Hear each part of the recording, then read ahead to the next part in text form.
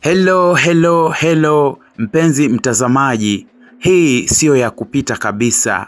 Tazama video hii, itakusaidia kitu.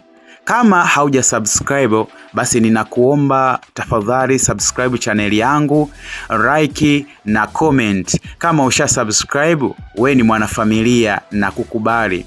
Leo nina ndege mzuri kabisa. Ndege huyu ana histori kubwa sana tangu enzi za mababu zetu. Ndege huyu ana milio zaidi ya 3. Milio miwili inaashiria maana fulani na mlio mmoja ni mlio wake wa kawaida.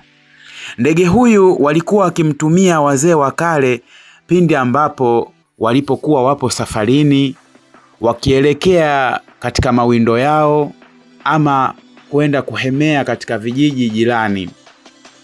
Ndege huyu endapo utakapokutana naye njiani, akalia kati ya milio yake miwili ambayo ina ishara kwa wale watu wenye imani fulani.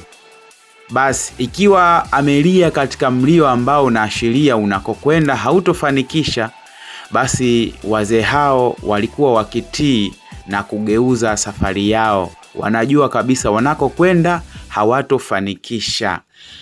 Ima ndege huyo akilia katika mlio wa wenye heri kwamba anapokwenda atafanikiwa, basi huongeza bidii.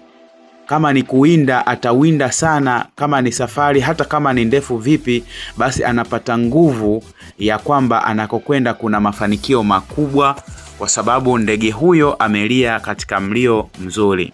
Ndugu zangu, hiyo ni imani ya watu wa kale ambayo walikuwa wakiishi katika bishara ya kutabiri na kadhalika. Ndege huyu alikuwa akitumika sana hata pindi ambapo mnapokuwa katika mazungumzo, katika kikao ama baina ya watu wawili mnapokuwa mnazungumza. Ghafla ndege huyo akipita angani akilia mlio wa kushangilia, charara charara charara charara, basi wenye imani fulani husema unamsikia na ndege huyo, maana yake ndege huyo anathibitisha kwamba unachokiongea ni kweli. Ndege huyu hutumika sana hata kwa wale wenye kazi za kiuganga. Hata wachawi pia wanamtumia sana huyu ndege kupaa angani, kuingia kwenye nyumba za watu bila kufungua milango na kadhalika. Je, amefikaje kwangu ndege huyu? Hilo ni swali la kuweza kujiuliza, ewe mtazamaji. Kiukweli ndege huyu mimi mwenyewe nimeona ni maajabu makubwa sana. Pindi nimelala na nimefunga milango yote, lakini cha ajabu nilishangaa huyu ndege analia ndani kwangu. Hapo ndipo nilipopata kushtuka. Na nilipoanza kumtafuta ndege huyu nilimkuta amejibanza katika sehemu ndogo sana ambayo kwa kawaida kumuona si rahisi. Lakini ninaamini Mwenyezi Mungu ameweza kunionyesha ndege huyu.